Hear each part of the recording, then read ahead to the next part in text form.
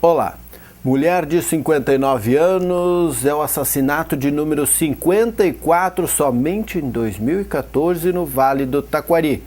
Este e outros destaques a partir de agora no Redação Informativo. 2 homens arrombaram um estabelecimento comercial na rua São Pedro, no bairro Florestal, no início desta quarta-feira. De acordo com a ocorrência policial, a dupla quebrou o vidro da loja, furtou R$300 do caixa e fugiu de bicicleta. Imagens das câmeras de segurança do estabelecimento foram entregues à polícia para identificar os suspeitos. Carmen Maria Veiga de Soy, de 59 anos, foi encontrada morta na manhã desta quarta-feira por volta das 7h30.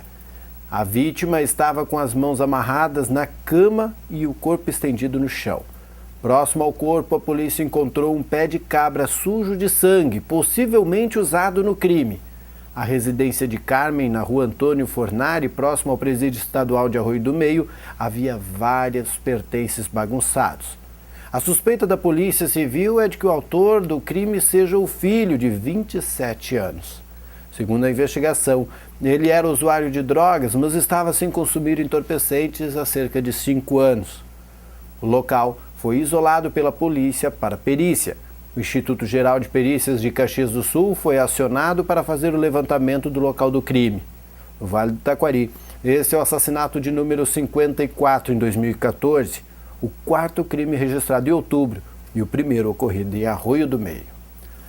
E um jovem de 24 anos foi preso por furto de bicicleta e posse de entorpecentes na Avenida Rubens Boatini, no centro de Rio Vado. Ele foi visto por populares em posse de uma sandal em frente ao posto de saúde. A brigada abordou o suspeito, com quem localizou 3,8 gramas de maconha. Ele foi levado à delegacia de pronto atendimento de Lajeado para o registro e depois foi recolhido ao presídio. E a Polícia Rodoviária Federal e a Receita Federal apreenderam cerca de 8 quilos de cocaína em um veículo na BR-386. O carro com placa de Curitiba foi abordado no quilômetro 360 e conduzido até o posto da PRF de Itabaí para verificação. Segundo o inspetor-chefe da 4ª Delegacia da Polícia Rodoviária Federal, Adão Vilmar Madril, o condutor do carro ficou bastante nervoso no momento da abordagem.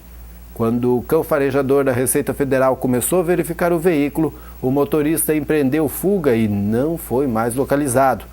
A droga foi encontrada dentro da caixa do ar-condicionado do automóvel.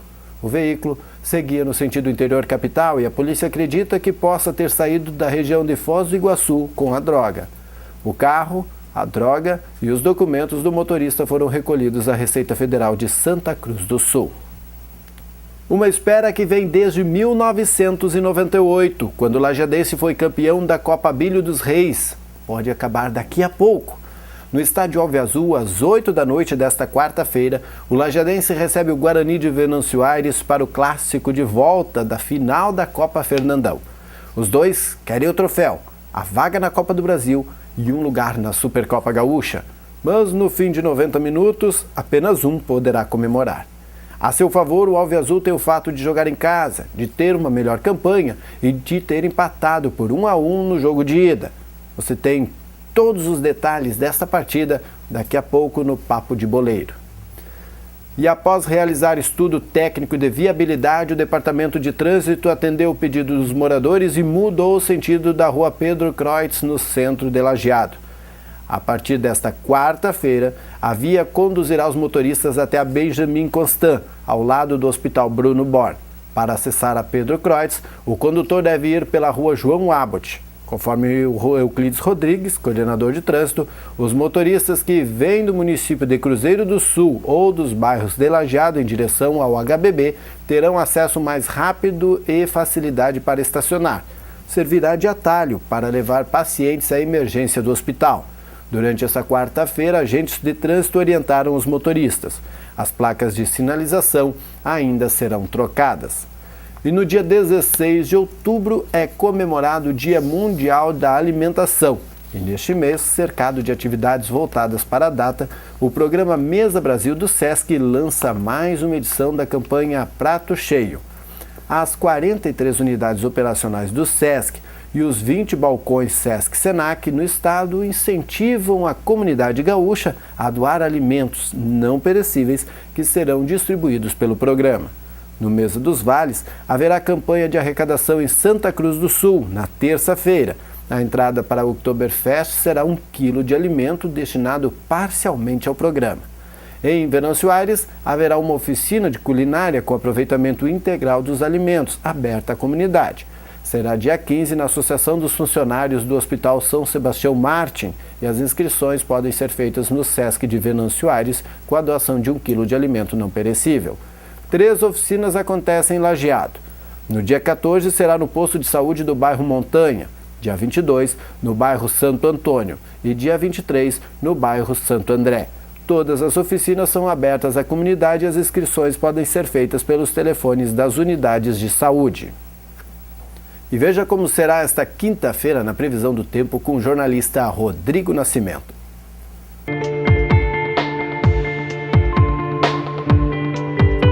Olá!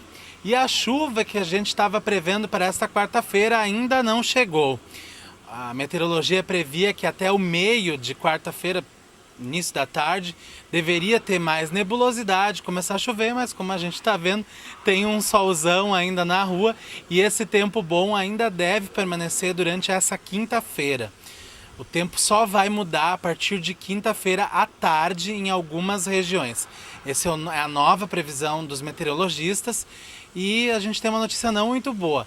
A chuva deve chegar ao Vale do Taquari até o fim desta quinta-feira e só vai embora mesmo no domingo, na metade do dia. O Dia das Crianças vai começar bem enferruscado aqui no Vale e aos poucos vai melhorando. Então, a previsão de quinta até domingo é de chuva na região. Vamos ver então como fica o clima em algumas cidades aqui do Vale. Em Lajeado, a chuva chega ao meio-dia dessa quinta-feira e podem ocorrer pancadas de chuva, sol, nuvens. A instabilidade vai ser constante durante toda essa quinta-feira.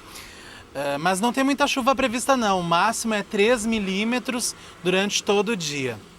Isso quer dizer que vai ter pancadas de chuva, sol, nuvens, de tudo um pouco nessa quinta-feira. As temperaturas também não ficam muito diferentes de hoje.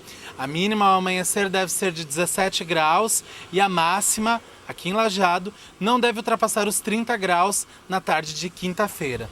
Na cidade de Itabaí, na pontinha do vale, lá com a região metropolitana de Porto Alegre, o dia também será bem parecido. Vai ter um pouco menos de sol. De manhã vai ter sol e nuvens e à tarde a instabilidade aumenta. A chuva pode chegar primeiro lá. As temperaturas também ficam um pouco diferentes.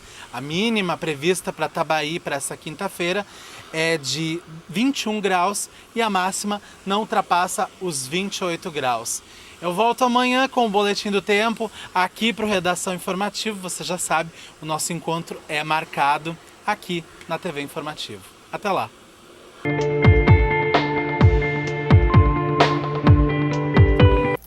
Obrigado, Rodrigo.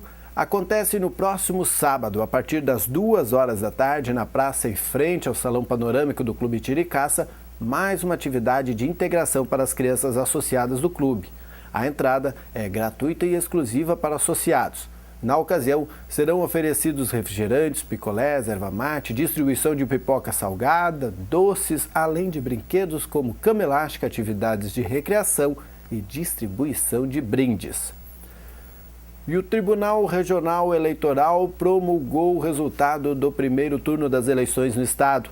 O ato do TRE baliza o início da propaganda eleitoral em rádio e televisão. Veja na matéria de Renato Araújo. A promulgação ocorreu na tarde desta terça-feira, durante sessão ordinária do Tribunal Regional Eleitoral.